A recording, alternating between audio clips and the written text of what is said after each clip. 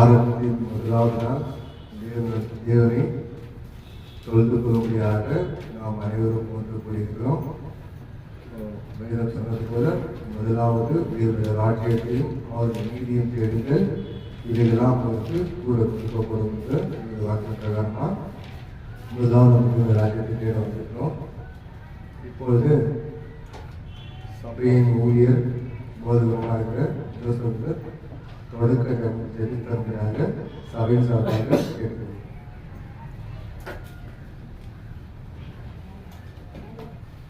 நாம் அனைவரும் எழுந்து நின்று தலைவரை தாழ்த்தி நாம் ஜெபம் செய்வோம். மகா கிருபையும் இரக்கமும் நீதியும் நிறைந்த பரலோகத்தின் நல்ல பிதாவே, இயேசு கிறிஸ்து மூலியமாக உம்மை ஸ்தோத்திரிக்கிறோம் அப்பா. கடந்த நாள் முழுவதுமாய் உமது கண்ணின் மணியை போல எங்களை சுகபத்திரமாக பாதுகாத்து ஒரு சேதமும் இன்று எங்களை ஆசீர்வதித்த தயவுக்காக நன்றி தகப்பனே. நீர் ஒருவரே மெய்யான தேவன் என்று நாங்கள் விசுவாசிக்கிறோம் தகப்பனே. பிதாவே, முதலாவது தேவனுடைய ராஜ்யத்தையும் அவருடைய நீதியையும் தேடுங்கள் என்று சொன்னீரே அப்பா. அப்படியாக நாங்கள் சபையாக கூடி இதை இந்த நாளிலும் தொழுது கொள்ளும்படி எங்களை ஆசீர்வதித்து தயவுபாராட்டுக்காக கிருபைக்காக நன்றி தகப்பனே. இதோ எங்கள் கடந்த கால பாவங்களை எல்லாம் மன்னிக்கும்படி உமது குமாரனை அனுப்பி எங்களை ரட்சிப்பில் கொண்டு வந்தீரே அப்பா. இதோ இந்த கிறிஸ்துவின் சபையிலே சேர்த்து நாங்கள் நித்திய ஜீவனை பெறும்படி எங்களை ஆசீர்வதிச்சு பலப்படுத்தினீங்களே தகப்பனே, அதற்காக நன்றி ஏறெடுக்கிறோம் அப்பா. இதோ பிதாவே, இந்த ஆராதனையில் 5 அம்சங்கள் உண்டு, ஒவ்வொன்றும் விசேஷித்தமானது தகப்பனே. தகப்பனே, ஜெபமும் பாடலும் உம்முடைய செய்தியும் உம்முடைய குமாரன் கர்த்தரின் பந்தியும் காணிக்கையும் நீர் ஆசீர்வதிங்க தகப்பனே. இதோ தகப்பனே, யார் யார் இதுக்கு பரிபூர்ணமாக வரவில்லையோ, ஏதாவது தடைகள் இருந்தால் அதை நீக்கி அவர்கள் சீக்கிரமாக வந்து பரிபூர்ண ஆராதனையில் பங்கு பெறும்படி ஆசீர்வதிங்க பிதாவே. தகப்பனே, எல்லாவற்றிலும் உம்மை உயர்த்துகிறோம், எங்களை தாழ்த்துகிறோம். இயேசு கிறிஸ்து நாமத்தில் ஜெபிக்கிறோம் ஜீவனுள்ள நல்ல பிதாவே, ஆமென். ஜெபித்தந்த சபையின் சார்பாக வாக்குறுதிக்கிறோம். இப்பொழுது நாம் தேவனை ஆராதிக்கும்படியாக பாடலை பாடும்படியாக ஜோசப் சபையின் சார்பாக அழைக்கிறோம்.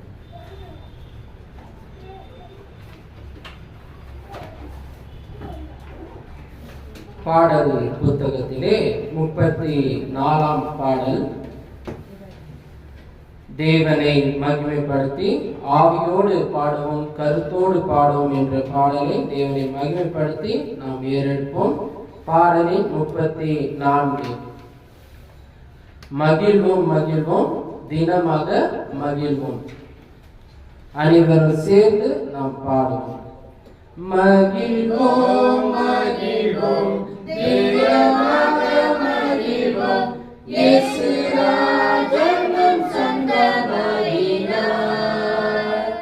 மகிழ்வோம் மகிழ்வோம் தினமாக மகிழ்வோம், இயேசு ராஜன் சொந்தமாயினார். இந்த பாதலத்தை மிக்க வந்தவர் நம் உள்ளத்தில் சொந்தமானார்.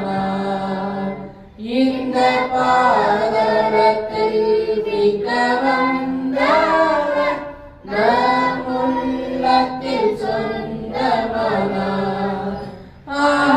ஆனந்தமே பரமானந்தமே, இது மாபெரும் பாக்கியமே.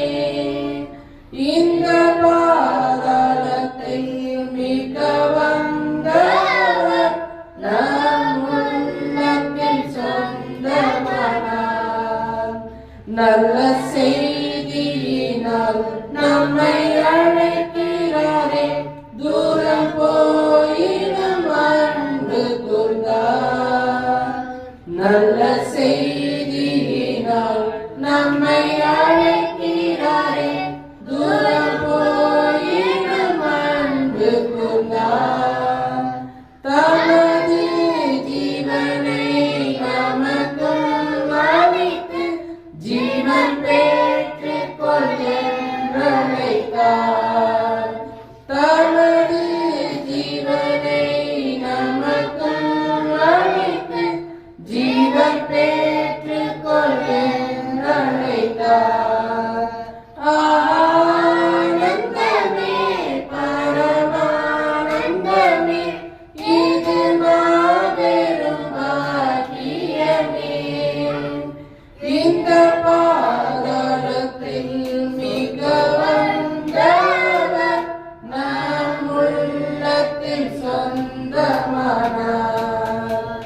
எந்த சூழ்நிலையும் அவர் அன்பினின்று நம்மை பிரிக்காது காத்து கொள்வார்.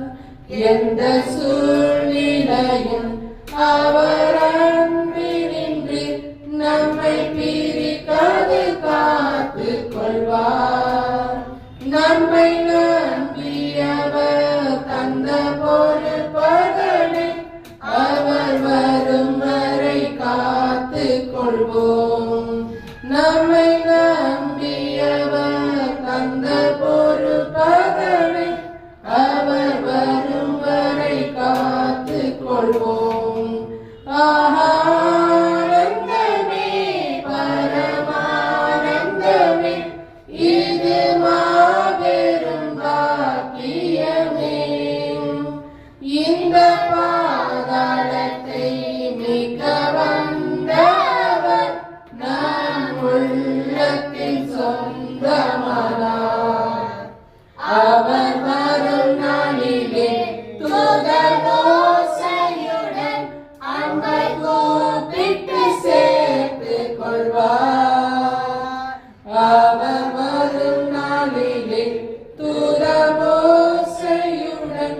அன்பை கூப்பிட்டு சேர்த்து கொள்வார். அவர் சமூகத்திலே அங்கே அவருடனே கூடி பாடியே மகிழ்ந்திடுவோம்.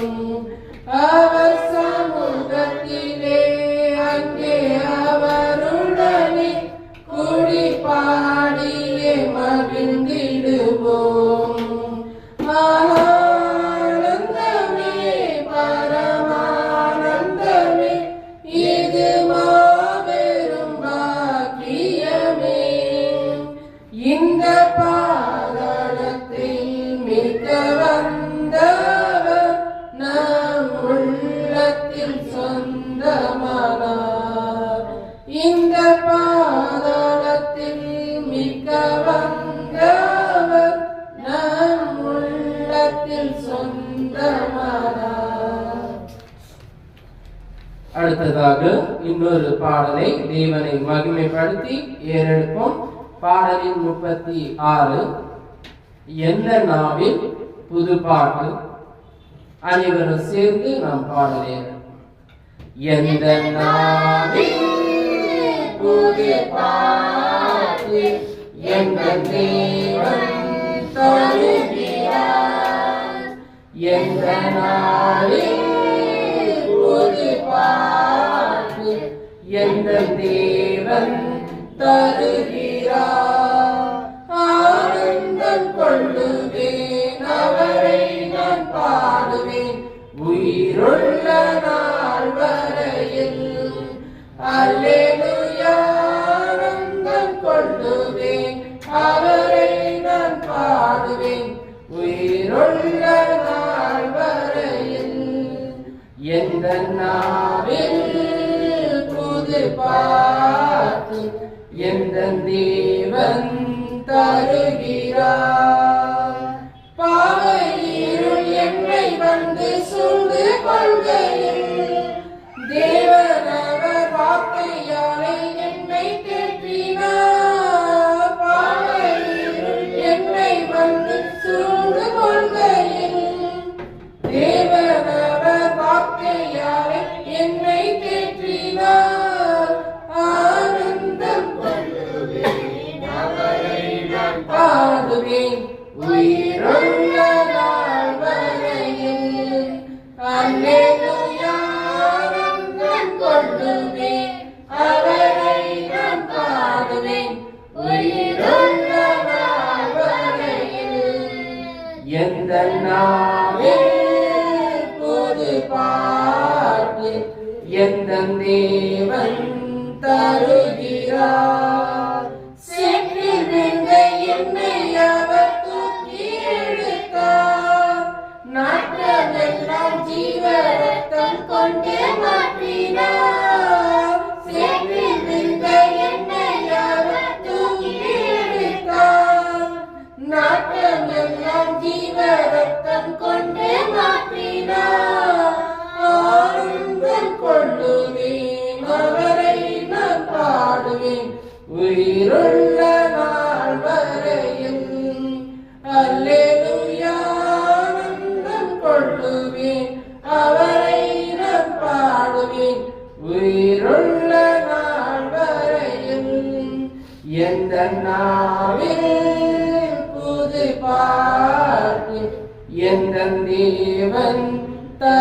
தருகிறார்.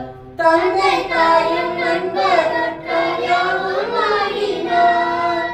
நிந்தை தாங்கி எங்கும் அவர் மேன்மை சொல்லுவே. தந்தை தாயும் நண்பர்கள் யாவும் மாறினார். நிந்தை தாங்கி எங்கும் அவர் மேன்மை சொல்லுவே. ஆனந்தம் கொள்ளுவேன் அவரை நான் பாடுவேன் உயிருள்ள நாள் வரையில். அல்லேலூயா ஆனந்தம் கொள்ளுவேன் அவரை நான் பாடுவேன் உயிருள்ள நாள் வரையில்.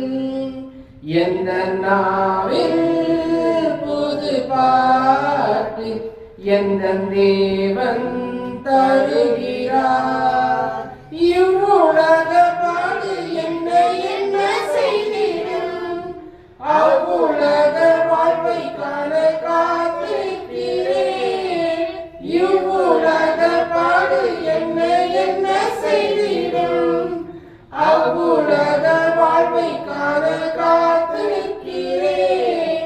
ஆனந்தம் கொள்ளுவேன் அவரை நான் பாடுவேன் உயிருள்ள நாள் வரையில்.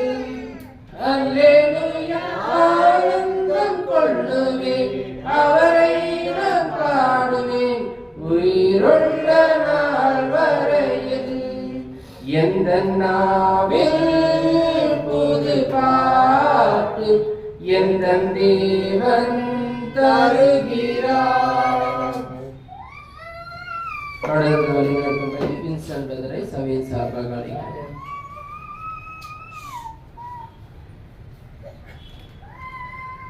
பாடலை பாடின சகோதரருக்கு கிறிஸ்துவின் சபை சார்பாக வாழ்த்துக்களை தெரிவிக்கிறோம். இப்பொழுது வேதாகம வாசிப்பு வாசிக்கும்படியாக கணேசன் பிரதரை சபையின் சார்பாக அழைக்கிறேன்.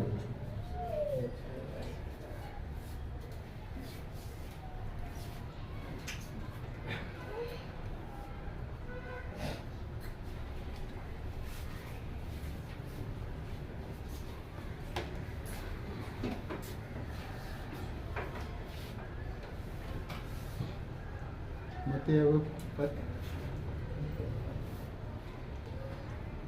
16ஆம் அதிகாரம் வசனம் 18-19. பரலோகத்தில் மேலும் நான் உமக்கு சொல்கிறேன், நீ பேதுருவாய் இருக்கிறாய். இந்த கல்லின் மேல் என் சபையை கட்டுவேன். பாதாளத்தின் வாசல்கள் அதை மேற்கொள்வதில்லை. பரலோக ராஜ்யம் தெருவுகோள்களை நான் உமக்கு தருகிறேன். பரலோகத்தில் நீ கட்டுகிற போது எதுவோ அது பரலோகத்திலும் கட்டப்பட்டு இருக்கும். பூலோகத்தில் நீ கட்டுவிப்பது போல் எதுவோ அது பரலோகத்திலும் கட்டி வைக்கப்பட்டிருக்கும் என்றார்.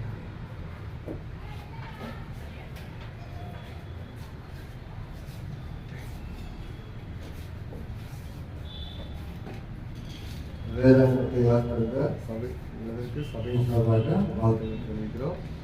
தேவனுடைய வார்த்தைக்காக ஜெபிக்க தருமையாக பிரதர் ராஜேந்திரரை சபையின் சார்பாக அழைக்கிறோம்.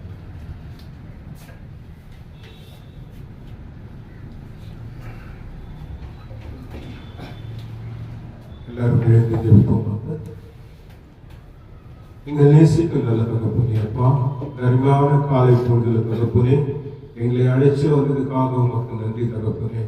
இந்த வாரத்தில் முதலாம் நாள் தகப்பனே, உங்களை நாங்கள் ஆராதிக்க வந்திருக்கும் தகப்பனே, அப்பா உமக்கு நன்றி ஸ்தோத்திரம். அப்பா வானத்தையும் பூமிக்கும் சகலத்தையும் படைத்தவரே, சகலத்தையும் சிருஷ்டித்தவரே, அப்பா உமக்கு நன்றி. அப்பா கண்மணி போல எங்களை வழிநடத்தி ஒவ்வொரு நாளும் எங்களுக்கு என்ன தேவை நீங்க அறிந்திருக்கிற தேவனே, அப்பா உமக்கு நன்றி தகப்பனே. தாய் உன்னை மறந்தாலும் நான் உன்னை மறப்பதில் என்று சொன்ன தேவனே, அப்பா உமக்கு நன்றி தகப்பனே. இந்த தகப்பனே, இந்த நாள் முழுதும் தகப்பனே உங்களை நாங்கள் ஆராதிக்க வந்து தகப்பனே, நீங்க இந்த வழிநடத்துதலை நீங்க வழிநடத்தும்படி தகப்பனே, இந்த மெசேஜ் கொடுக்கிற சகோதரனோடு நீங்க பேசுங்கப்பா. உங்களுடைய வார்த்தை மூலியமாக பேசும்படி, இந்த வந்திருக்கிற ஒவ்வொரு இதயத்தையும் நீங்க மாற்றும்படி, அவங்களோட வாழ்க்கையில மாற்றம் வரும்படி தகப்பனே நீங்கள் உங்களோட பேசும் ஜோசப்போட பேசும் தகப்பனே, இன்னும் வராத இருக்கிறவங்களும் வரும்படி தகப்பனே அவர்களை நீங்கள் பாதுகாத்து வழிநடத்துங்கப்பா.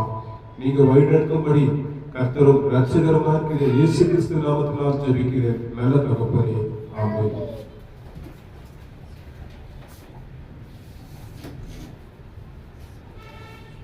வேதாகமத்தை வாசித்த சகோதரருக்கு சமயத்தோடு வாழ்த்து தெரிவிக்கிறோம். இப்பொழுது தேவ செய்தியை கொடுக்கும்படியாக சபையின் ஊழியரும் போதகருமா இருக்கிற ஜோசப் பிரதரை சபையின் சார்பாக அழைக்கிறேன். கர்த்தராகிய இயேசு கிறிஸ்து நாமத்தினாலே பிதாவுக்கு துதியும் கனமும் உண்டாக்கப்படுவதாக. கூடி வந்திருக்கிற தேவ பிள்ளைகள் உங்கள் யாவருக்கும் இயேசு கிறிஸ்து நாமத்தினாலே வாழ்த்துக்களை தெரிவித்துக் கொள்கிறேன். தேவன் நம் அனைவரையும் அவருடைய வார்த்தையினால் ஒவ்வொரு குடும்பத்தையும் ஆசீர்வதிச்சிருக்கிறார். இதோ இந்த நாள் வரைக்கும், இந்த நேரம் வரைக்கும் அவருடைய மகத்துவத்துல தான் நம்ம வாழ்ந்து இருக்கிறோம். அதற்காக அவருக்கு முதலாவது நம்ம நன்றிகளை ஏறெடுப்போம். இந்த நாளிலும் நாம் கேட்க போற செய்தி, மனிதன் கட்ட போகிறது எது நிலையா நிற்கும் அப்படின்ற ஒரு தலைப்பின் கீழே தான் நம்ம செய்தியை பார்க்கிறோம். கட்டுறது, கட்டடம் ஒரு குடும்பத்தையும் குறிக்கும். பாருங்க, ஒரு 2 பேரு ஒரு வீடை கட்டுறாங்க, 2 வீடு கட்டுறாங்க. ஒருத்தர் ஒரு இடத்துல கட்டுறாங்க, இன்னொருத்தர் இன்னொரு இடத்துல கட்டுறாரு. 2 பேரும் ரொம்ப அருமையா கட்டுறாங்க. அது பக்கத்துல தான் கொஞ்சம் பழைய பில்டிங். அவர் கட்டுற இடத்துலயும் பழைய பில்டிங் இருக்கு, இவர் கட்டுற இடத்துலயும் கொஞ்சம் பழுசா இருக்கு.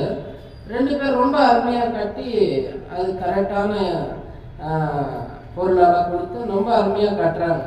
கட்டி நல்லா ஃபினிஷ் ஆயிடுச்சு, ரொம்ப நல்லா இருக்கு, பார்க்கறதுக்கு பிரம்மாண்டமா இருக்குது அந்த கட்டடம். ஒரு மாசம் ஆகுதுங்க.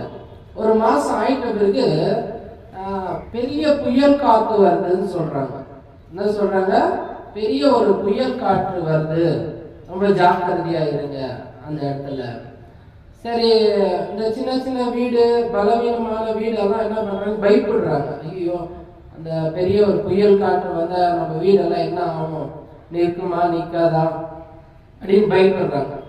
புதுசா 2 பேர் கட்டினாங்க தெரியுங்களா. அவங்க என்ன நினைக்கிறாங்க? நம்ம புதுசா கட்டி இருக்கிறோம், அது பலமா நிற்கும், ஒன்றும் பிரச்சனை இல்லை, இப்பதான் நம்ம கட்டிக்கிறோம். அப்போ அந்த காற்று வருது. வந்ததும் முதல் கட்டினார் இல்லைங்களா, அந்த வீடு அப்படியே இடிஞ்சு விழுந்துருது. புதுசா கட்டின வீடு இடிஞ்சு அப்படியே விழுந்துருது. அப்ப இன்னொருத்தர் கட்டின வீடு அது நல்லா ஸ்ட்ராங்கா இருக்குது.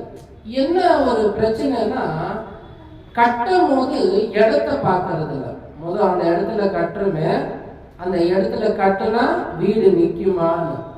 இன்னொன்று என்னன்னா, அந்த கட்டிடம் கட்டும் போது சரியான பொருட்கள், அதுக்கு சரியான அந்த ஜல்லி, அந்த கல், அதெல்லாம் வச்சு ஒரு முறைப்படி கட்டணும். 3வது, நம்ம கட்டுற அந்த ஒரு கட்டணம் நிலையா நிற்கணும். அதெல்லாம் யோசிக்காம ஒருத்தர் கட்டினாரு, அது இடிஞ்சு போயிடுது. இதையெல்லாம் யோசிச்சு ஒருத்தர் கட்டுறாரு, அது நிலையா நிற்குது.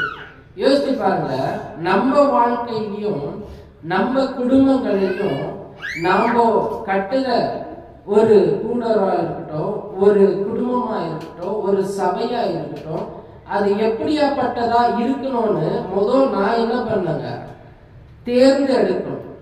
அப்பதான் அது நிலையா நிற்குதா இல்லையான்றது நம்ம யோசித்து பார்க்க முடியும். இன்னைக்கு கிறிஸ்துவின் சபையும் அப்படிதான். நம்ம வாசிக்கலாம், மத்தேயு 16ஆம் அதிகாரம் 18வது வசனம்.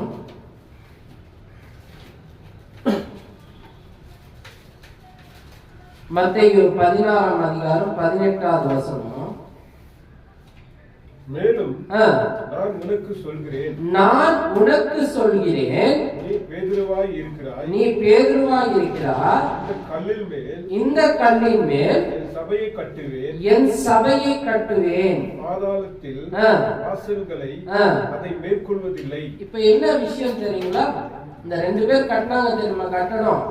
ஒருத்தர் கட்டளை விழுந்துருச்சு தெரியுங்களா? இப்ப இவர் சொல்றாரு, மேலும் நான் உங்களுக்கு சொல்கிறேன், நீ பேதுருவாய் இருக்கிறார், இந்த கல்லின் மேல். இந்த கல்லுன்றது யாருங்க? இயேசு கிறிஸ்து. அந்த இயேசு கிறிஸ்து மேலதான் அந்த கூடாரம், எப்படின்னா ஆவிக்குரிய கூடாரம் கட்டப்படுது. இந்த கல்லின் மேல் என் சபையை கட்டுவேன். இப்ப இயேசு கிறிஸ்து ஒரு சபையை கட்டுறாருன்னா அந்த சபைக்குள்ள உள்ள போருங்க எப்படி இருக்கணும்? இந்த பலவீனமா போகணுமா இல்ல பலத்தோடு போகணுமா? ஏன்னா இது மனிதனால உண்டாக்கப்பட்ட சபை கிடையாது, இல்ல வானத்திலிருந்து வேறொரு தூதர் வந்து உண்டாக்குன சபை கிடையாது. பிதாவுடைய குமாரனாகி இயேசு கிறிஸ்து உண்டாக்குன சபை. இது உறுதியா இருக்கணும், அது நிலையா இருக்கணும். எத்தனை 1000 வருஷம் ஆனாலும் இந்த வசனம் நமக்கு கிடைச்சுன்னு தான் இருக்கும். பாருங்க, நம்ம எப்படியாப்பட்ட ஒரு தருணத்துல இன்னைக்கு இருக்கிறோம்னா, ஏதோ ஒரு சபை அவங்க கட்டி இருக்கிறாங்க, சபைக்கு ஏதோ ஒரு பேர் வச்சிருக்கிறாங்க அப்படின்னு நம்ம போயிட்டோம்னா அது நிலைக்குமானா வருவங்க எல்லாம் வெறும் பொய்யதான் அறிவிச்சுன்னு இருக்கிறாங்க, உண்மைய ஒருத்தரும் அறிவிக்கிறது. எந்த சபையில போய் பாருங்க, கிறிஸ்துவின் சபையை விட்டு மற்ற சபைகள் எல்லாம் என்ன பண்ணுவாங்க? தசம பாகம்ன்றது மிக முக்கியமா கேட்பாங்க. ஏன்னா அது நிலை இல்லாதது, நிழலா இருக்கிறது, அது இனிமேல் அது வந்து பயன்படாது அப்படின்னு தேவனும் இயேசு கிறிஸ்துவும் சொல்லும் போது அந்த கட்டடத்துலதான் போய் நான் தொழுது கொள்ளுவேன்னு ஒரு மனிதன் போனா அவனுடைய ஆவிக்குரிய வாழ்க்கையும் பூமிக்குரிய வாழ்க்கையும் நிலை இல்லாததா இருக்கும். அதுதான் சொல்றாரு இங்க, நீ பேதுருவாய் இருக்கிறாய், இந்த கல்லின் மேல் என் சபையை கட்டுவேன், பாதாளத்தின் வாசல் அப்படின்னா அழிந்து போகிற இடம் இல்ல, அழியாத நித்திய ஜீவன். இப்போ ஒரு கட்டடத்தை கட்டுறாங்கன்னா அது அழிஞ்சு போடணும்னு கட்டுவாங்களா இல்ல அது ஒரு 100 வருஷம் 200 வருஷம் நிக்கணும்னு கட்டுவாங்களா? ஆனா இன்னைக்கு எல்லாம் எப்படி கட்டுறாங்க? பணத்துக்காகவும் பொருளுக்காகவும் தன்னுடைய குடும்ப வளர்ச்சிக்காகவும் ஆதாயத்துக்காகவும் ஆத்துமாக்களை நஷ்டப்படுற கட்டடத்தை நீ கட்டின்னு இருக்கிறாங்க. ஆனா கிறிஸ்துவின் சபையில அப்படி இருக்கக்கூடாது. நாம யார் மேல கட்டப்பட்டு இருக்கிறோம்? கிறிஸ்துவ மேல. அப்ப இந்த கட்டடம் எத்தனை 1000 வருஷம் ஆனாலும் நிலையா நிற்கும். இயேசு கிறிஸ்து வர வரைக்கும் அது என்ன ஆகாதுங்க? அழிந்து போகவே போகாது. நித்திய ஜீவனுக்குள்ள பிரவேசிக்கிறது தான் இந்த கிறிஸ்துவின் சபை. இதை நம்ம எப்படி கட்டி இருக்கிறோம்னா மிக அருமையாக சத்தியத்தோடு கட்டுறோம். பொய்யின் சபை கிடையாது, ஏமாற்ற சபை கிடையாது, ஏதோ ஒரு மேஜிக் காட்டி உள்ள அழிக்கிற சபை கிடையாது. இது சத்தியத்தின் சபை, தேவனுடைய வார்த்தையின் சபை. அப்ப அந்த சபையோடு இந்த குடும்பத்தை, இந்த கட்டடத்தை, ஆவிக்குரிய கட்டடத்தை நம்ம கட்டும் போது நாம எப்படியாப்பட்டவர்களா இருக்கிறோம். அடுத்த கட்டம் இப்படி கட்டுன்னு ஒருத்தர் இருக்கிறாரு, நம்ம பார்க்கலாம். பழைய ஏற்பாடுல 6ஆம் அதிகாரம் 14வது வசனத்தை வாசிப்போம்.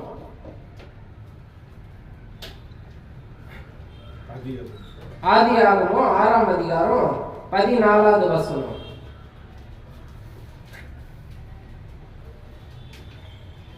நீ குப்பேர் மரத்தால் உனக்கு ஒரு பேழையை உண்டாக்கு, அந்த பேழையில் அறைகளும் உண்டு பண்ணி அதுக்குள்ள புறம்புமாக என்ன அர்த்தம் இது? ஓகே, நமக்கு சொல்ற நோவாக்கு சொல்ற ஒரு பேழையை நீ உண்டாக்கு. அதை உண்டாக்கும் போது அதோடைய அகலமோ உயரமோ ஆழமோ எல்லாத்தையும் கொடுக்கிறாரு. அதை என்ன பண்றாங்க? பேஸ்மெண்ட் ஸ்ட்ராங்கா இருக்கணும்னு பண்றாரு. ஏன்னா அவ்வளோ பெரிய மழை வந்து எல்லாமே நிரம்பி மேல போற அளவுக்கு தண்ணீர் உலகத்துல அழிக்க போதுன்னும் போது எவ்வளவு ஒரு ஜாக்கிரதையா கட்டணும் அந்த கப்பல், அந்த பேழைய. ஏதாவது காற்று வந்து அடிச்சுன்னு போற மாதிரி இருக்கக்கூடாது. அதுக்குதான் சொல்றாரு, அவ்வளவு அகலம், அவ்வளவு நீளம், அவ்வளவு ஆழத்தின்படி நீ பேழைய கட்டணும். நீ ஒரு குப்பேர் மரத்தால் உனக்கு ஒரு பேழையை உண்டாக்கு. இப்ப நமக்கு சொல்ற ஒரு வார்த்தை ஒரு பேழை. என்ன சொல்றாருங்க?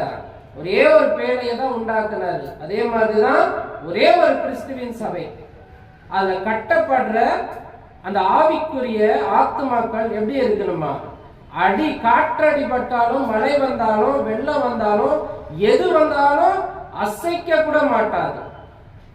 அப்புறம் மரத்தால் உனக்கு ஒரு பேழையை உண்டாக்கு, அந்த பேழையிலே அறைகள் உண்டு பண்ணி அதை உள்ளும் பொறும்புமாக கீழ்பூசு. இப்ப நம்ம ஆவிக்குரிய விஷயத்திலையும் பூமிக்குரிய விஷயத்திலையும் எப்படியாப்பட்ட வாழ்க்கையை வாழணும்னா சத்தியத்துக்கு ஏற்ற வாழ்க்கை தான். அதுக்குதான் உள்ளவும் நம்ம எப்படி இருக்கணும்? தேவனுடைய பற்றி கொண்டு இருக்கணும். வெளியே நம்ம பேசும் போதும் சத்தியத்தை படிதான் 4 பேர்கிட்ட பேசணும். அது உள்ளவா இருக்கட்டும், வெளியவா இருக்கட்டும். அப்ப அந்த பேரை என்ன பண்ணுதுங்க? காக்கப்படுகிறது. ஒரு போதகர் 2 பேர் வந்தாங்களாம். அந்த போதகர்கிட்ட வந்து நான் ஒருத்தர் சொன்னாரா, நான் ரொம்ப பாவம் பண்ணிக்கிறேன். இது இயேசு கிறிஸ்து சொல்ற ஒரு வார்த்தை தான். ரொம்ப அநேக பாவம் பண்ணிக்கிறேன், என் பாவத்தை மன்னிக்கணும்னா என்ன பண்ணுவேன், என்ன பண்ணணும்னு கேட்டாராம். அப்போ அந்த போதகர் சொன்னாராம், சரி அப்படியே நிக்க வச்சு இன்னொருத்தர் வந்தாராம். அவர் சொன்னாராம், யோசிப்பாங்க, ஒரு கிறிஸ்துவின் சபையார் தான் வந்து, நான் அவ்வளோ பெரிய பாவம் எல்லாம் பண்ணலப்பா, சின்னதா ஏதோ 2-3 பாவம் தான் பண்ணிக்கிறேன், ஆனா அவ்வளோ பெரிய பாவம்லாம் நான் பண்ணல.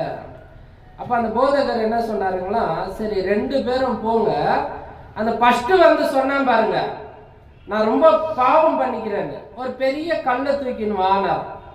தூக்கின்னு வந்தாராம். அவரு தூக்கின்னு வராங்களா, அந்த கல்லை தூக்கின்னு வந்து அந்த போதகர்கிட்ட வைக்கிறாராம்.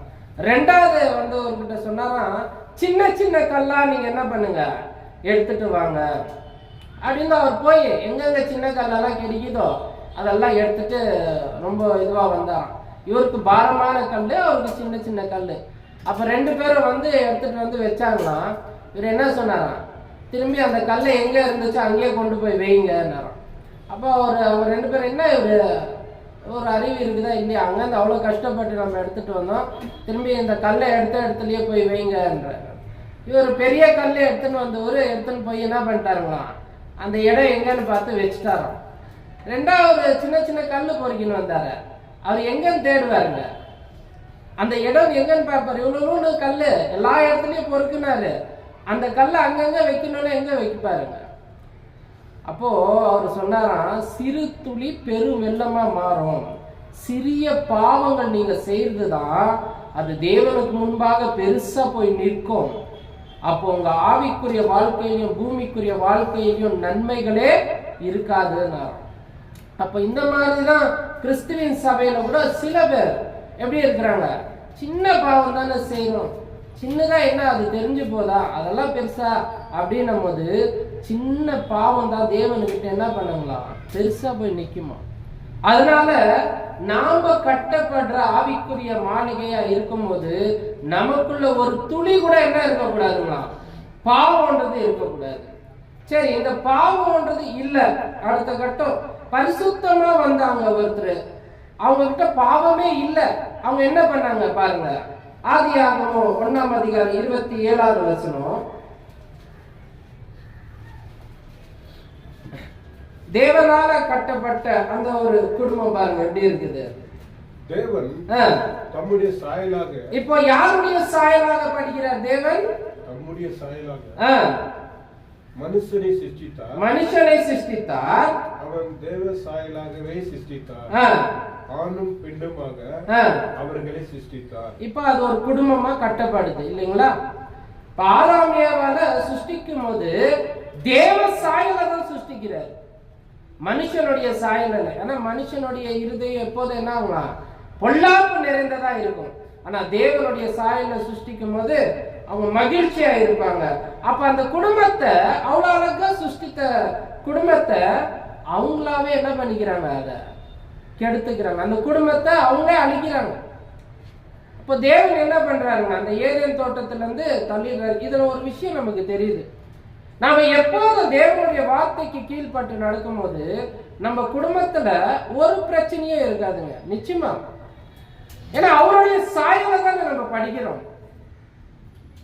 நம்ம குடும்பம்ன்றது கணவன் மனைவி பிள்ளைகள் மிக சந்தோஷமாக தேவனுடைய சாயலாக அந்த குடும்பம் இருக்கும். அப்போ தேவனுடைய வார்த்தைக்கு கீழ்பட்டு போகாத போது அந்த கட்டிடம் பலவீனமா இருக்கும். அந்த கட்டிடம் நிலையா நிற்காது. அது ஒரு குடும்பமா இருந்தாலும், ஒரு சபையா இருந்தாலும், இல்ல ஒரு நாட்டு தலைவரா இருந்தாலும், எப்படியாப்பட்ட காரியங்கள்ல நம்ம முக்கியத்துவம் கொடுக்கணும் பாருங்க. அப்போ இவங்க செஞ்ச அந்த காரியத்தினால அந்த கட்டிடம், அந்த குடும்பம் என்ற கட்டிடம் விழுந்து போகுது. இன்னைக்கு அப்படியாப்பட்ட கட்டிடமா நம்ம இருக்காதபடிக்கு இயேசு கிறிஸ்து மேல கட்டப்பட்டு இருக்கிறோம். நம்ம பயப்படவே தேவையில்லை. ஏன்னா வாரத்தின் முதல் நாள்ல தான் நம்ம வேதம் வாசிக்கிறோம் தவிர வீட்டுல தினந்தோறும் வாசிக்கிறது நம்ம சில நேரங்களை மறந்துடுறோம். அப்போ வர ஆசீர்வாதம் என்ன ஆகுதுங்க, நமக்கு தடைப்பட்டு போகுது. அப்ப நாம நினைச்சுக்கிறோம் கிறிஸ்துவின் சபையில தான் இருக்கிறோம், என்ன பிரச்சனை, தேவன் எல்லாத்தையும் பார்த்துக்காரு. கஷ்டம்னு வரும்போது என்ன பண்ணுவாங்க, அந்த கட்டடம் பலவீனமாகும் போது என்ன பண்ணுவாங்க, அப்பதான் ஓடுவாங்க, அப்பதான் தேடுவாங்க, அப்பதான் பைபிளே எடுப்பாங்க. அப்ப அந்த ஆசீர்வாதத்தை இழந்துட்ட பிறகு என்னதான் கூப்பாடு போட்டாலும் அந்த கட்டிடம் நிலையா நிற்காது. அது உதிர்ந்து எல்லாம் மண்ணோடு மண்ணா போகும். அப்போ இப்படியாப்பட்ட ஒரு கட்டிடத்தும் ஒரு ஆலயமா நம்ம இருக்கிறோம். அதனால மிக ஜாக்கிரதையா இருக்கும்படி தேவன் நம்மை ஆசீர்வதிச்சிருக்கிறாரு. இப்படியாக இரண்டாவது பாடத்துக்குள்ளாக நம்ம கடந்து செல்லுவோம். இந்த ஆலயத்தின் மேல கட்டப்பட்ட நாம் எப்படிப்பட்டவர்களா இருக்கணும் அப்படின்றது வேதம் சொல்லுது. வாசிங்க 2 தீமோத்தேயு 1 அதிகாரம் 7வது வசனம். 2 தீமோத்தேயு 1 அதிகாரம் 7வது வசனத்துல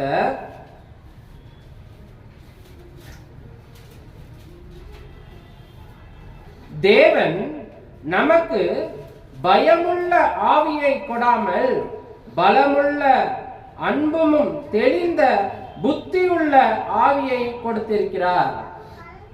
இப்ப எப்படியாப்பட்ட ஒரு கட்டடமா நம்ம இருக்கிறோம்னா, கிறிஸ்துவின் சபையில இயேசு கிறிஸ்து மேல கட்டப்பட்டு இருக்கிறோம்னா தெளிந்த புத்தி உள்ள ஆவியா இருக்கும். பழைய ஏற்பாடுல ஒருத்தர் இருந்தாரு, எல்லாரும் பார்த்து கேள்விப்பட்டு இருப்பீங்க, எலியா. நமக்கு எல்லாம் தெரியும் தானே எலியா எப்படிப்பட்டவர், எவ்வளவு மகத்துவம் உள்ளவர். அவர்கள் என்ன ஆயிட்டாங்க, கட்ட கட்ட கட்ட கட்ட நடுங்குறாங்க, அவ்வளோ பெரிய பலசாலி. ஆனா ஒரே ஒரு பெண்ணு ஒரு சின்ன அறிக்கை விட்டுங்க என்ன ஆயிடுறாரு, பயந்து போறாரு. அவர் பாருங்க, அந்த ஆகாப் ராஜா அந்த தேசத்துல அவர் போய் சவால் விடுறாரு, நீ பாகால் தெய்வத்தை வணங்கி தேவனுக்கு விரோதமா தவறான காரியங்கள் செய்கிறாய் அப்படின்னு மழை வராதுன்னு ஒரு சவால் விடுறாரு. அப்போ அவர் அந்த ராஜாவை பார்த்து பயப்படுறதே இல்லை, அவ்வளோ பெரிய ராஜா. அவர் சொல்றாரு, சவால் விடுறாரு அந்த ராஜா கிட்ட, நீ 450 தீர்க்கதரிசியை கொண்டு வந்து நிறுத்து, நான் தேவனுடைய சித்தத்தின் வர யாரு மெய்யான தேவன் என்று அங்க காண்பிப்பாரு. அவ்வளோ தைரியமா போறார். 450 பேர் தீர்க்கதரிசி, ஆடு மாடு எல்லாத்தையும் கொண்டு வராங்க. அவங்க பார்த்து ஒரு அரசாங்கமே இவருக்கு எதிராக வருது. நீங்க யோசிச்சு பாருங்க, ஒரு அரசாங்கம் உங்களுக்கு எதிராக வந்தா நீங்க பயப்படுவீங்களா, பயப்பட மாட்டீங்களா? நம்ம நிச்சயமா என்ன பண்ணுவோம், ஐயோ இவ்வளோ பெரிய அரசாங்கம் நமக்கு எதிராக வருது அப்படின்னு பயந்து நம்ம ஓடுவோம். ஆனா இவர் நிக்கிறாரு, ஒரே ஆளு. அவருடைய தைரியம் பாருங்க எப்படி இருக்கு. ஒரே ஆளு நின்று அந்த 450 பேரையும் அந்த கூட இருக்கிற எல்லாரையும் தேவனுக்கு முன்ன ஒரு மண்ணை தான் பார்த்தாரு.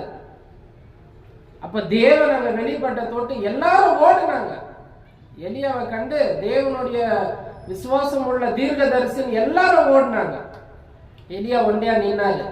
அடுத்த கட்டம் வரும்போது அந்த ஆகாப் ராஜாவுடைய மனைவி எசபேல் என்ன பண்றாங்க, அந்த தீர்க்கதரிசியை பார்த்தா நீங்க என்ன பண்ணுங்க, கொல்லுங்க போது அவர் அந்த ஊரை விட்டு என்ன பண்றாருங்க, ஓடுறாரு. அப்போ கிறிஸ்துவின் சபையில கட்டப்பட்ட நாம் எத்தனை ஒரு பெரிய ஒரு ஆபத்தோ எத்தனை ஒரு எதிர்ப்பு வந்தாலும் இன்னைக்கு எளியா மாதிரி இருக்காம இயேசு கிறிஸ்துவ போல இருக்கணும். அவர் மேல கட்டப்படுற அந்த சபை என்னைக்கும் கவிழ்ந்து போவாது. ஆனா நம்ம கூட யார் இருக்கிறாருங்க? தேவன் இருக்கிறார். அதனால எளியா மாதிரி நம்ம ஓடி போகிறதெல்லாம் தேவையே கிடையாது. ஆனாலும் தேவன் அவரை போஷித்து பாதுகாத்தாரு. நம்மளையும் இன்னைக்கு அப்படிதான், நம்ம குடும்பத்தையும் அப்படிதான் பாதுகாக்கிறாரு. நம்ம கட்டப்படுற ஒரு ஆவிக்குரிய சபையும் அப்படிதான் பாக்குறாரு. அப்ப இங்க என்ன நடக்குது? தெளிந்த புத்தி உள்ள ஆவியை நமக்கு கொடுத்திருக்கும் போது, பரிசுத்த ஆவியை பெற்றுக்கொண்ட பிள்ளைகளாக நம்ம இருக்கும் போது, நாம யாருக்கும் எதற்காகவும் கிறிஸ்துவின் உபதேசத்தை விட்டு விலகி போக வேண்டாம். இத முதல் நம்ம கத்துக்கணும். 2வது பிலிப்பு 4ஆம் அதிகாரம் 6வது வசனத்தை பாருங்க.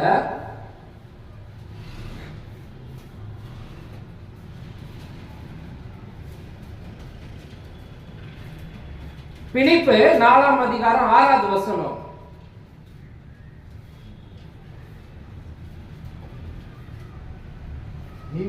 நீங்கள் ஒன்றுக்கும் கவலைப்படாமல் முதல் நீங்க கவலைப்படாதீங்க. எதுக்கு கவலைப்படுற?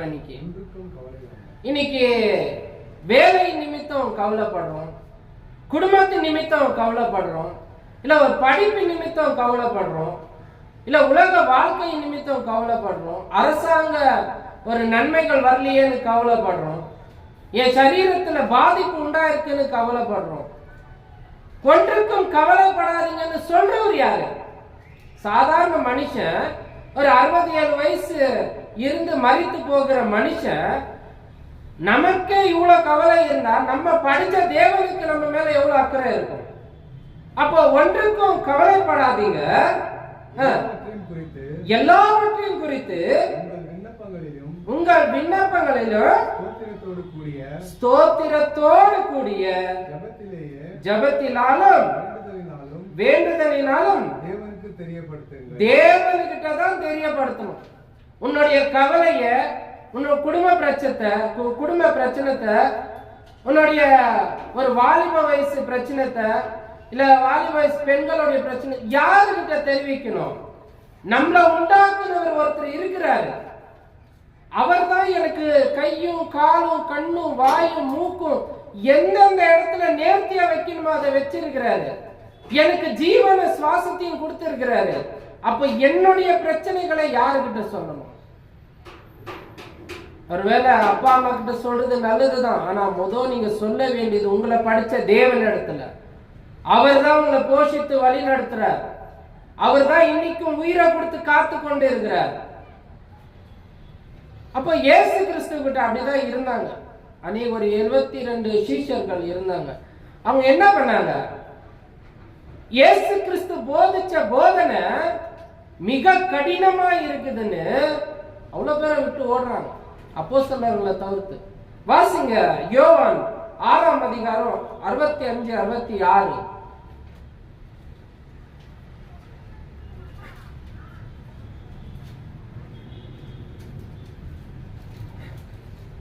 யோவான் 6ஆம் அதிகாரம் 65வது வசனம், 66வது வசனம். ஒருவன் என் பிதாவின் அருளை பெறாவிட்டால் என்ன சொல்றாருங்க? இப்போ மத்தேயுல சொல்லுது 7ஆம் அதிகாரத்துல 21வது வசனம், என் பிதாவின் சித்தத்தை செய்கிறவன் எவனோ அவனே பரலோக ராஜ்யத்தில் பிரவேசிப்பான், அல்லாமல் என்னை நோக்கி கர்த்தாவே கர்த்தாவே என்று சொல்கிறவன் பரலோக ராஜ்யத்தில் என்ன பண்றதுயா? வாய்ப்பே கிடையாது. அப்போ நாம பரலோகத்தில் இருக்கிற பிதாவின் சித்தம் என்னது என்று முதல் தெரிஞ்சுக்கணும். அதை தெரிஞ்சுக்கினாதான் நம்ம வாழ்க்கை நன்மையா இருக்குமா இல்லையான்றது தேவன் முடிவு பண்ணுவார். அப்ப இங்க என்ன சொல்றாரு பாருங்க, வாசங்க தொடர்ந்து. ஒருவன் என் பிதாவின் பெறாவிட்டால் வரமாட்டான். இது நிமித்தமே உங்களுக்கு சொன்னேன் என்றார். உங்களுக்கு சொன்னேன். இது முதல் அவருடைய சீஷர்கள் அவரோடு கூட நடவாமல் பின்வாங்கி போனார். எப்படி போயிட்டாங்களாம்? பின்வாங்கி போயிட்டாங்களாம். இந்த வசனத்தை கேட்டு வாழ்ந்த ஆசீர்வாதம், ரட்சிப்பு, சமாதானம், சந்தோஷம். இது கடினமான உபதேசம் விட்டுட்டு போயிட்டா நாளைக்கு வாழ்க்கையில துன்பம் தான். யோசிச்சு பாருங்க, எத்தனை பேர் இருதயத்துல அந்த துன்பம் இருக்கும். நிச்சயமா அது வெளியே சொல்ல முடியாது. அவ்வளோ கஷ்டமோ, அவ்வளோ பிரச்சனையோ, அவ்வளோ துன்பமோ அநேக குடும்பத்துல இருக்கும். ஏன் அவங்களுக்கு ரட்சிப்பு இல்லை? ஏன் அவங்களுக்கு மீட்பு இல்லை? ஏன் அவங்க சந்தோஷமா வாழ மாட்டேன்றாங்க? ஒரே ஒரு விஷயம்தான், அவருடைய சித்தத்தை நம்ம நிறைவேற்றல. பிதாவாகிய தேவனுடைய சித்தத்தை நான் நிறைவேற்றல. முதல் சித்தம் நமக்கு வாரத்தின் முதல் நாளிலே ஆவிக்குரிய ஜீவ பலியாக ஆராதனையில பங்கு பெறணும். இது எப்படியாப்பட்ட காரியமா இருந்தாலும் அந்த ஆராதனையில பங்கு பெறுறது முக்கியத்துவம் கொடுக்கணும். இதை விட எனக்கு கோடி ரூபாய் கிடைக்கிறதுனால நான் என்ன பண்ணக்கூடாது, போகக்கூடாது. ஏன்னா அந்த கோடி ரூபாய் வாங்குறதுக்கு நீ உயிரோட இருக்கணும்ல. உன்னை படித்த தேவன் உனக்கு ஜீவனையும் சுவாசத்தையும் கொடுத்திருக்கிறாரு. நீ நல்லா இருக்கணும்ல, நீ சந்தோஷமா இருக்கணும்ல, அப்பதானே அதை வாங்கி நீ அனுபவிப்ப. அப்போ அப்படியாப்பட்ட சத்தியத்தை கேட்காம விட்டு போகும்போது நம்ம வாழ்க்கையில அந்த வாரம் முழுக்க யோசிச்சு பாருங்க, என்னென்ன நமக்கு கஷ்டங்கள் வருது. நீங்க தேவன் இடத்துலயே அந்த வார்த்தையை விட்டு பாருங்க. நான் ஒரு வாரம் ஆராதனைக்கு வரலன்னா எனக்கு நேர்கின்ற பிரச்சனைகள் என்னென்ன? அப்போ என்னுடைய குடும்பத்துக்கு என்ன பிரச்சனை இருக்கு? அப்ப அதான் சொல்றாரு, இயேசு கிறிஸ்து சொன்ன உபதேசத்தை அன்றைய நாளிலே அவர் கூட இருந்த சீஷர்களை என்ன பண்ணிட்டாங்க, விட்டுட்டு போயிட்டாங்க. அப்போ நாமளும் விட்டு போக என்ன பண்ணோம், மனதா இருக்கிறோமா? இயேசு கிறிஸ்து சொன்ன உபதேசத்தின்படி வாழாம அவர் விட்டுட்டு போறதுக்கு மனதா இருக்குமா?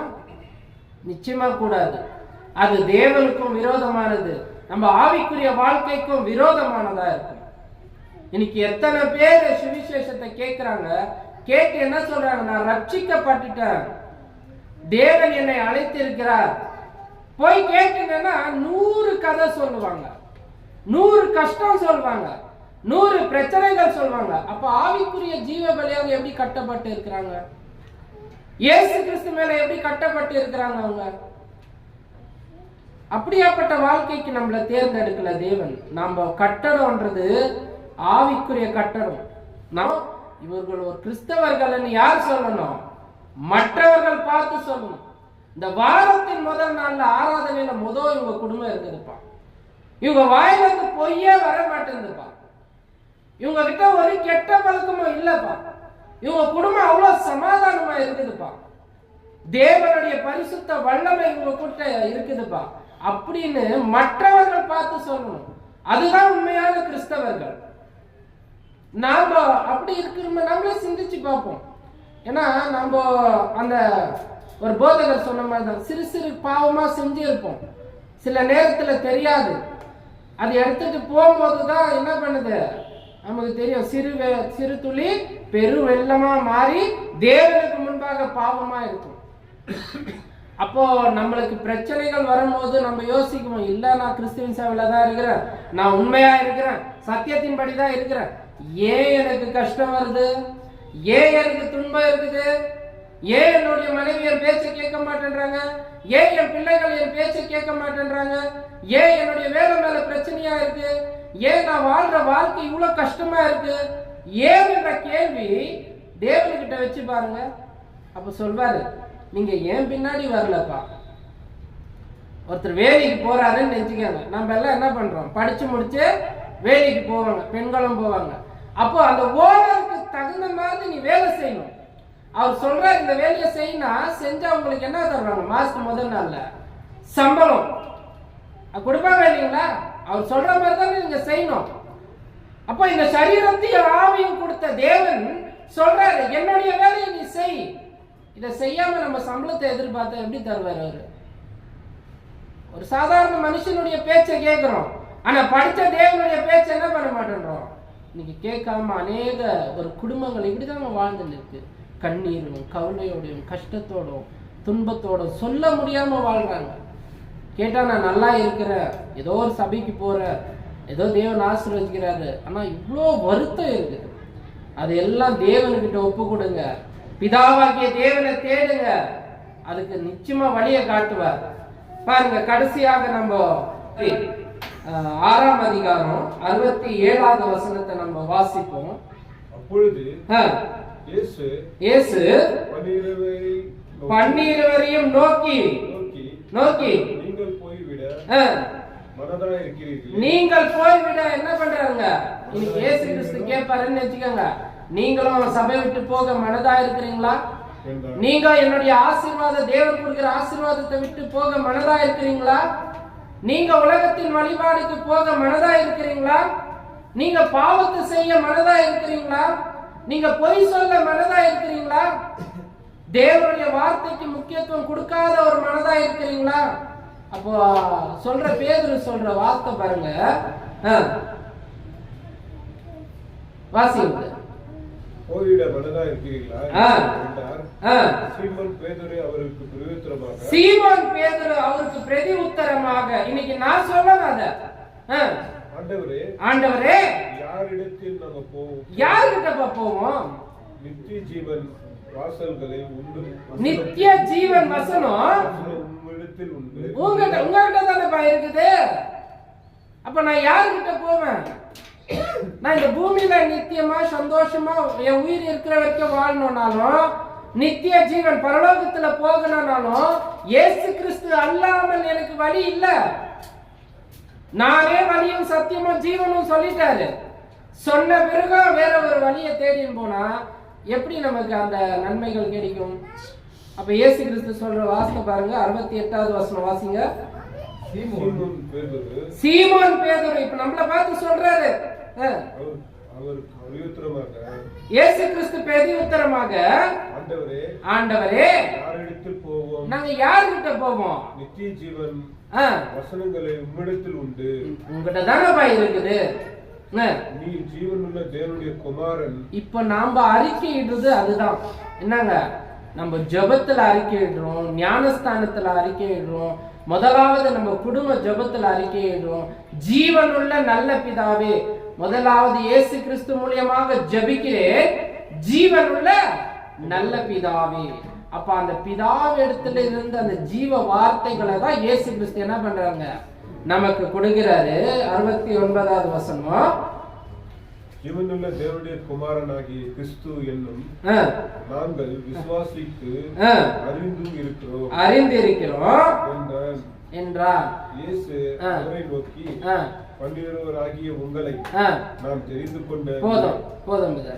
இப்போ கிறிஸ்துவின் சபையில இருக்கிற நம்மள எல்லாம் இயேசு கிறிஸ்து என்ன பண்ணி இருக்கிறாருங்க, தெரிந்து வைத்திருக்கிறார். இத நல்லா யோசிச்சு உங்க இருதயத்துல இந்த வசனங்களை வைங்க.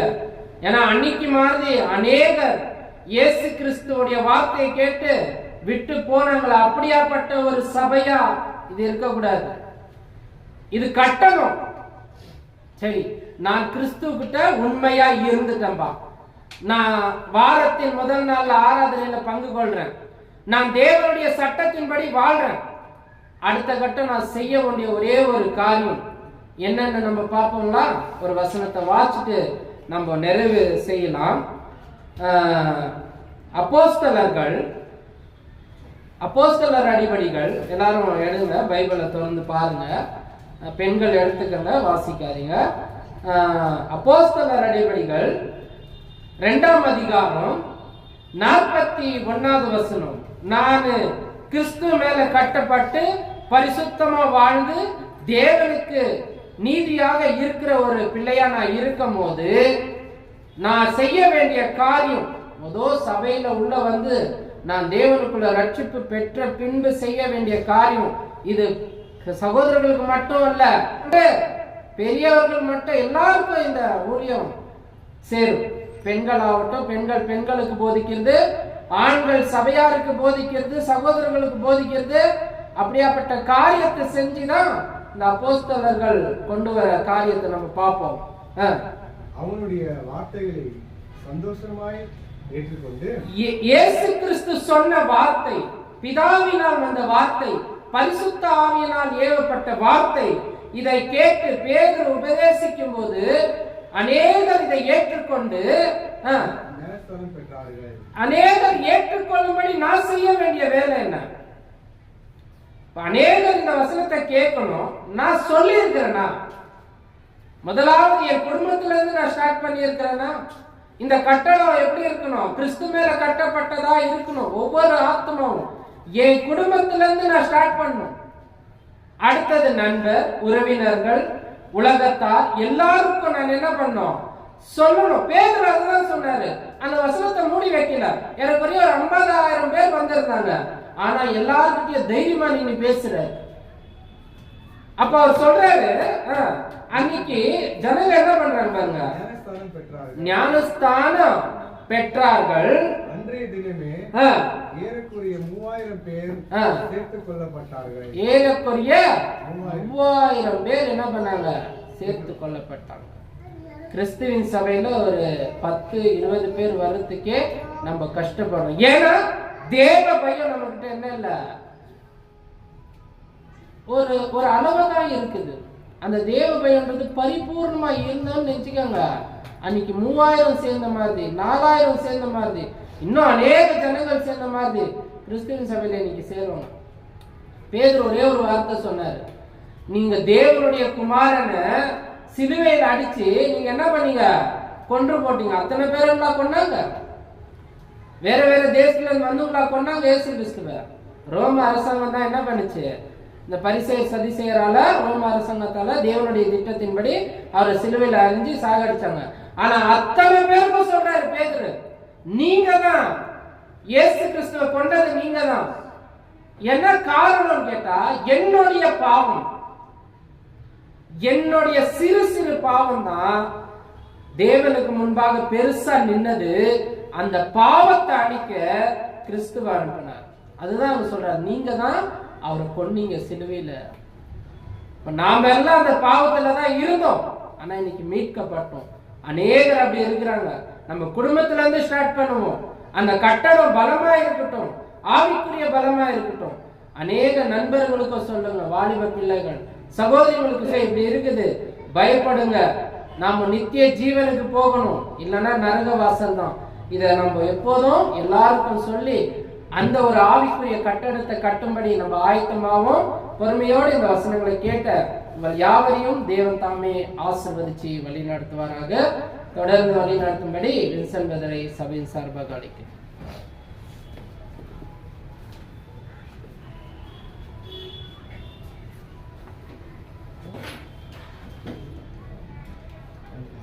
அவசரத்தை கொடுத்த போதகருக்கு சபையின் சார்பாக வாழ்த்துக்களை தெரிவிக்கிறோம். இப்பொழுது நாம் ஒரு பாடலை பாடுமையாக சபையின் ஊழியர் ஜோசப் பிரதரை சபையின் சார்பாக அழைக்கிறோம்.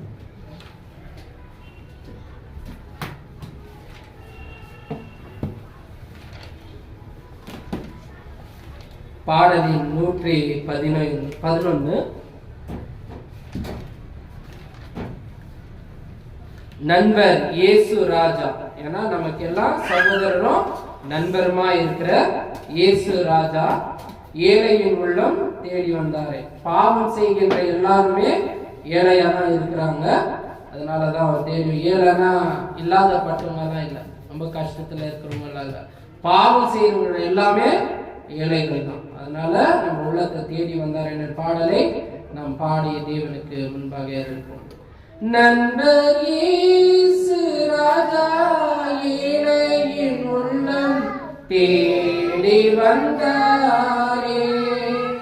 நண்பர் இயேசு ராஜா ஏழையின் உள்ளம் தேடி வந்தாரே. பொல்லாதையின் பாவங்கள் எல்லாம் தானாக தான் சுமந்தார்.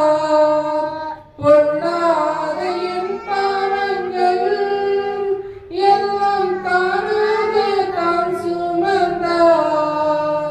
கீழ்ப்படிந்தால் என் நண்பர் என்றார்.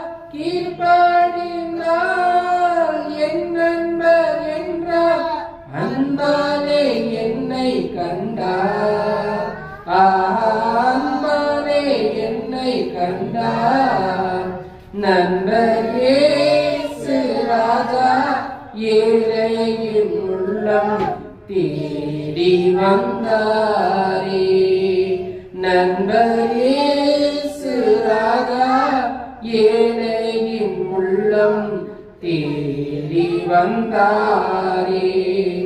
உடையான சேற்றி நின்று நம்மை உயிர்ப்பிக்க ஜீவன் தந்தார். உடையான சேற்றி நின்று நம்மை உயிர்ப்பிக்க ஜீவன் தந்தார். சபையார் என்றார் மணமகனே என்றார். சபையார் என்றார் மணமகனே என்றார். அன்பாலே நம்மை கண்டார். அன்பாலே நம்மை கண்டார். நண்பர் இயேசு ராஜா ஏழையின் உள்ளம் தேடி வந்தாரே. நண்பர் இயேசு ராஜா ஏழையின் உள்ளம் தேடி வந்தாரே. சிலுவையை நீ சுமந்து என்னை பின்பற்றி வா என்கிறாய். சிலுவையை நீ சுமந்து என்னை பின்பற்றி வா என்கிறாய். மனத்தாழ்மையாய் சாந்தமுமாய் மனத்தாழ்மையாய் சாந்தமுமாய் உன்னையும் அழைக்கிறார். உன்னையும் அழைக்கிறார். நண்பர் இயேசு ராஜா ஏழையின் உள்ளம் தேடி வந்தாரே. நண்பர் இயேசு ராஜா ஏழையின் உள்ளம் தேடி வந்தாரே. தொடர்ந்து வழிநடத்தும்படி வின்சென்ட் சபையின் சார்பாக அழைக்கிறேன்.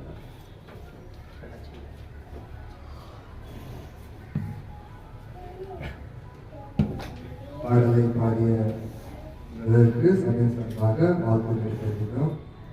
இப்பொழுது கர்த்தரின் பந்தி வழிநடத்தும்படியாக பிரதர் ராஜன் பிரதரை சபையின் சார்பாக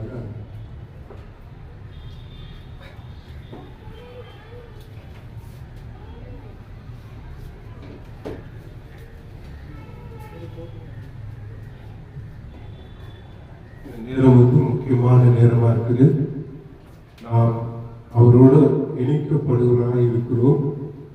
ஏனென்றால் அவர் நமக்காக சிலுவையில் சுமந்து நமக்காக ரத்தம் சிந்து நமக்காக அடிக்கப்பட்டு ஒவ்வொரு பாடுகளும் நமக்காக அனுபவித்தார். அவருடைய தொழும்பினால் தான் நம்ம குணமாகணும். பார்க்க சொல்ல அவர் 39 அடி அவர் ஜாட்டியாலே அடிக்கப்படுறார். அவர் அடிக்க சொல்ல அந்த ஜாட்டியில் அடிக்க சொல்ல அந்த சதை வந்து அந்த ஜாட்டியிலிருந்து பிச்சுன்னு வெளியே வரணும். அப்போ அவர் எவ்வளவு துடிச்சிருப்பார் பாருங்க, யோசனை பண்ணி பாருங்க. ஏனென்றால் நம்ம செய்த பாவம், ஒவ்வொரு செய்த பாவத்துக்காக அவரு சிலுவைக்கு வந்த சுமந்தார். ஏனென்றால் நம்ம அந்த பாவத்தினால நம்ம ஆக்கினிக்குள் ஆகாதபடி நம்மளை மீட்டுக்கொள்ள அவர் இந்த உலகத்துக்கு வந்தார். பிதாவானவர் அவர் மூலியமாய் இந்த உலகத்தை மீட்டுக் கொண்டார். சகோதர சகோதரிகளே, அந்த காலம் 2000 வருஷத்துக்கு முன்னாடி அவர் வந்து யூதர்களுக்கு போதிக்கிறார். யூதருங்க வந்து அவங்க என்ன நினைச்சாங்கன்னா, இவர் வந்து ராஜா குலத்துல தான் பிறகுவாரு அப்படின்னு அந்த யூதர்கள் தான் அப்படி யோசனை பண்ணி இருந்தாங்க. ஆனா அவரு சாதாரண ஒரு தச்சர்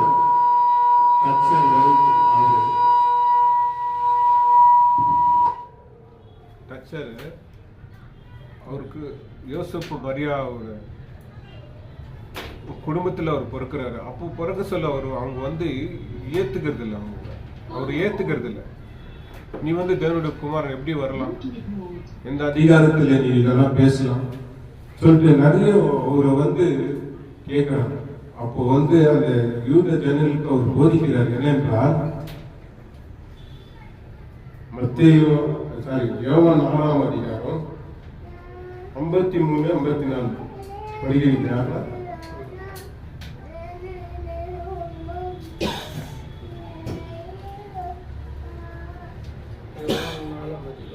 6ஆம் அதிகாரம் 53, 54. சரி, படிக்கிறேன். 53, 54.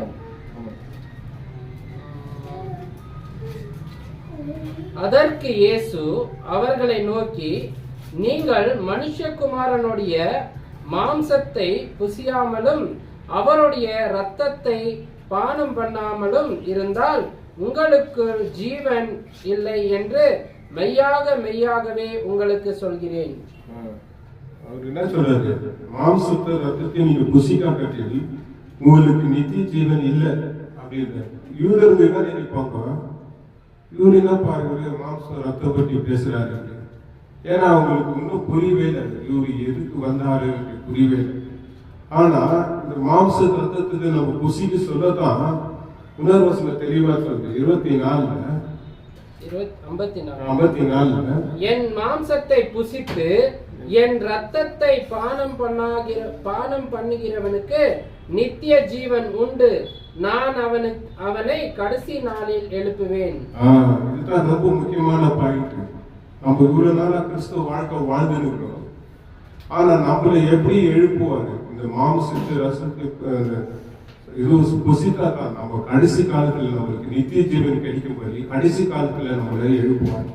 எமன சகர் சொல்றீங்களே, அந்த ராத்திரியிலே அவர் வந்து அப்பத்தை எடுத்து இது வாங்கி புசிங்கள் என்னுடைய சரீரமா இருக்குது அப்படின்னு சொல்றாரு. இந்த வசனம் வந்து 1 கொரிந்தியர் 11ஆம் அதிகாரம் 24வது வசனம். நான் உங்களுக்கு ஒப்புவித்ததை கர்த்தரிடத்தில் பெற்றுக்கொண்டேன். என்னவெனில் கர்த்தராகிய இயேசு தான் காட்டி கொடுக்கப்பட்ட அன்று ராத்திரியிலே அப்பத்தை எடுத்து ஸ்தோத்திரம் பண்ணி அதை பெற்று, நீங்கள் வாங்கி புசியுங்கள், இது உங்களுக்காக பிக்கப்படுகிற என்னுடைய சரீரமாய் இருக்கிறது, என்னை நினைவு கூறும்படி இவை செய்யுங்கள் என்றார். அப்பத்தை எடுத்து ஸ்தோத்திரம் பண்ணி இது வாங்கி இது புசியுங்கள், இது உடன்படிக்கையா இருக்கு. அவருக்கும் நம்மளுக்கு எப்படி கனெக்ட் ஆகுது எப்படி சொல்ல முடியும்? நம்மளால இந்த அப்பத்து மூலியமா தான் அவருக்கும் நமக்கு கனெக்ட் ஆகுது. இல்லை கனெக்ட் எப்படி ஆகும்? இது மூலியதான் நம்மளுக்கும் அவருக்கு கனெக்ட் ஆகும். இதுதான் பொது உடன்படிக்கை. இது நம்ம அவர் எடுக்க சொல்ல அவர் அந்த நேரத்தில் நம்ம நினைவு கூற வேண்டும். நம்ம இதயத்தில் இருக்கிற பாவத்தெல்லாம் அனுரை என்னை மன்னித்து, இது பரிசுத்தமானது, என் பாவத்தெல்லாம் மன்னித்து என்று அந்த எடுக்க சொல்ல அந்த நேரத்தில் நம்ம அந்த விசுவாசிக்க சகோதரர்களே, இப்பத்துக்காக ஒரு சகோதரர் வந்து ஜெபிக்கும்படி கேட்டுக்கொள்கிறேன்.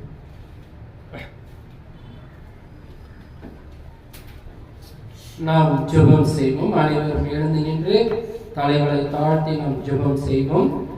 வானமும் பூமியையும் படைத்த பரலோகத்தின் நல்ல தகப்பனே, இதோ உமது குமாரன் எங்களுக்காக அந்த கல்வாரி சிலுவையில் போகிறதுக்கு முன்பாக எத்தனையோ பாடுகள் பட்டாரப்பா. இதோ அவரை சாட்டையால் அடித்தார்கள், அவர் சரீரத்திலிருந்து மாம்சம் கிழிக்கப்பட்டது தகப்பனே. அந்த மாம்சத்துக்கு மாதிரியாக வைத்திருக்கிற அப்பத்தை நீங்கள் ஆசீர்வதிங்கள். இதை உட்கொள்கிறவர்கள் ஏதோ தானம் என்று உட்கொள்ளாமல் கிறிஸ்துவின் சரீரம் என்னது என்று அறிந்து இதுல பங்கு பெறும்படி ஒவ்வொருவரையும் ஆசீர்வதிச்சு பலப்படுத்துங்க. இயேசு கிறிஸ்து நாமத்தில் ஜெபிக்கிறேன் ஜீவனுள்ள நல்ல பிதாவே, ஆமென்.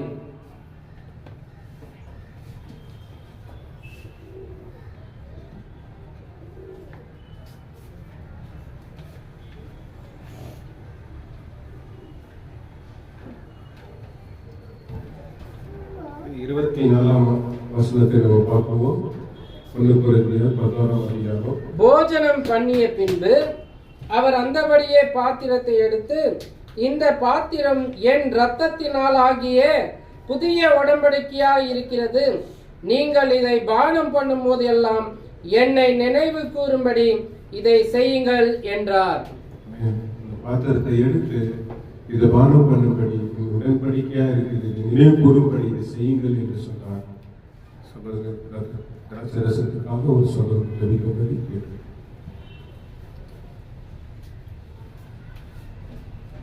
நாம் ஜெபிப்போம்.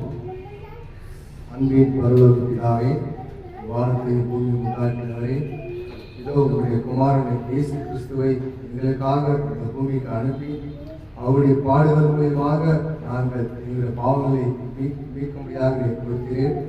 இதோ அவருடைய சிந்தின ரத்தத்தின் மூலியமாக எங்களுக்கு பாவ மன்னிப்பை நீ கொடுத்தீர், உடன்படிக்கை கொடுத்தீர். அதுக்காக உங்களுக்கு நன்றி செலுத்துகிறோம் பிதாவே. இந்த திராட்சரசத்தின் மூலியமாக எங்களுக்கு புதிய உடன்படிக்கை கொடுத்தீர். இதெல்லாம் இயேசு கிறிஸ்துவின் நாமத்தில் ஜெபிக்கிறோம் நல்ல பிதாவே, ஆமென்.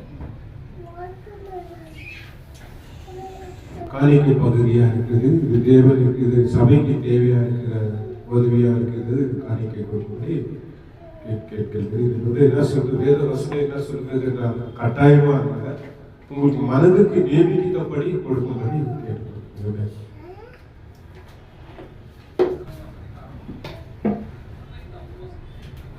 நேசிக்க நல்ல தகப்பனே அப்பா, இந்த அருமையான காலை பொழுதுக்காக நன்றி தகப்பனே. ஒரு வசனங்களை கொடுத்து எங்கள் வாழ்க்கையை மாற்றியதுக்காக மக்கள் நன்றி தகப்பனே. வார்த்தைக்கு ஒரு வல்லமை மகிமை தேவனே அப்பா மக்கள் நன்றி சோதரம் பண்ணுறது. எங்களுக்கு உடல் பலத்தை கொடுத்து எங்களுக்கு சம்பாதிக்கிறதுக்கு எங்களுக்கு பலத்தை கொடுத்து எங்களுக்கு வேலை கொடுத்து எங்களுக்கு வீடு கொடுத்து எங்களை ஆசீர்வதிக்க தேவனே நன்றி தகப்பனே. காணிக்கு கொடுத்த கரங்களை நீங்க ஆசீர்வதிக்கும்படி தகப்பனே. இடம் கொள்ளாமட்டும் உன்னை ஆசீர்வதிப்பேன் சொல்லியப்பா. நீங்கள் ஆசீர்வதிக்கும்படி கர்த்தரும் ரட்சகருமா இருக்கிற இயேசு கிறிஸ்து நாமத்தினால் ஜெபிக்கிறேன் நல்ல பிதாவே, ஆமென். கர்த்தரின் பந்தியை நிலைநிறுத்தின சகோதரருக்கு சமய சார்பாக வாழ்த்துக்களை தெரிவிக்கிறோம். இப்பொழுது கடைசியாக அறிவிப்போம். முடிவு ஜபத்துக்கு சபையின் ஊழியர் ஜோசப் துரை சபை சார்பாக அழைப்போம்.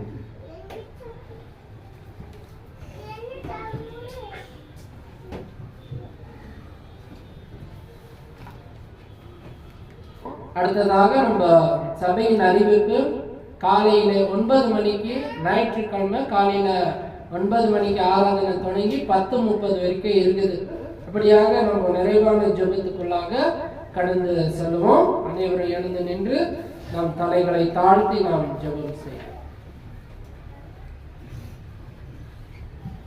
பரலோகத்தில் வாசம் செய்கிற பரிசுத்த நல்ல பிதாவே, இந்த நாளிலும் எங்களுக்கு ஜீவனையும் சுவாசத்தையும் தந்து அப்பா தகப்பனே நீர் எங்களை பலப்படுத்தி இதோ நாங்கள் ஒவ்வொருவரும் முகமுகமாக சந்தித்து உம்மை ஆராதிக்கும்படி எங்களை ஆசீர்வதிச்ச தயவுக்காக நன்றி தகப்பனே.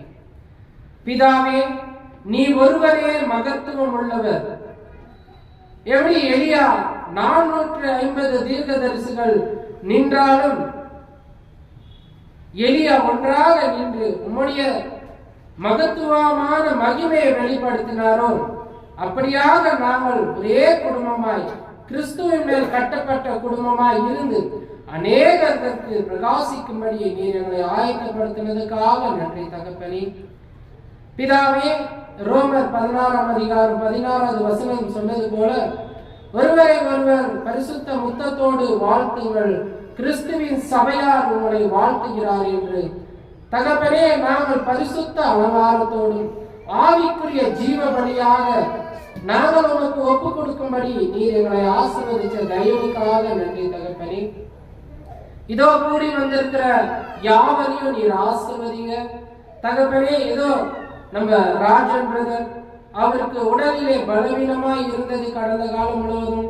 தகப்பனே, உம்முடைய சித்தத்தின்படி உம்முடைய வார்த்தையின்படி இதோ எத்தனை பலவீனங்கள் இருந்தாலும் தேவனுக்கென்று முக்கியத்துவம் கொடுக்கும் ஒரு ஆத்மா அவருக்குள்ள இருக்கிறது. அதனால் அவரை எல்லாவற்றையும் பலப்படுத்தி இதோ இம்மட்டுமா இங்கே கொண்டு வந்து நிறுத்தினதுக்காக உனக்கு நன்றி தகப்பனே. இதோ ஜான் பிரதருக்காக நாங்கள் ஜெபித்துக் கொள்கிறோம். அவர் சத்தியத்துக்கு செவி கொடுக்கவும் இன்னும் அநேக விஷயங்கள்ல தேவனுடைய காரியங்களுக்கு முக்கியத்துவம் கொடுக்கவும் ஆசீர்வதிங்க. அவருடைய பிறந்த நாளை நீங்க ஆசீர்வதிங்க தகப்பனே. பிதாவே, அவரையும் அவருக்கு ஆயத்தமா இருக்கிற அந்த கல்யாணம் என்று காரியங்களையும் நீர் ஆசீர்வதிச்சு பலப்படுத்துங்கப்பா. இதோ தகப்பனே, தலை சாய்த்திருக்கிற ஒவ்வொரு சகோதர சகோதரிகளையும் ஆசீர்வதிங்க. அவர் குடும்பங்களையும் ஆசீர்வதிங்க, அவர் பிள்ளைகளையும் ஆசீர்வதிங்க. அவர் கையிட்டு செய்கின்ற ஒவ்வொரு வேலையும் நீர் ஆசீர்வதிச்சு பலப்படுத்துங்கப்பா. இதோ தகப்பனே, இன்னும் ஆத்மாக்கள் ரட்சிக்கப்படவும் சத்தியத்துல வளரவும் நீர் எங்களை பலப்படுத்தி உம்முடைய கிருபையால் வழி நடத்துங்க தகப்பனே. தகப்பனே, எல்லாவற்றிலும் உமது ஒரே பேரான குமாரன் இயேசு கிறிஸ்து நாமத்தில் இந்த ஜெப விண்ணப்பங்களை ஏறெடுக்கிறோம். ஜீவனுள்ள நல்ல பிதாவே, ஆமென். தேவனுக்கே ஸ்தோத்திரம். அனைவருக்கும் சமாதானம்.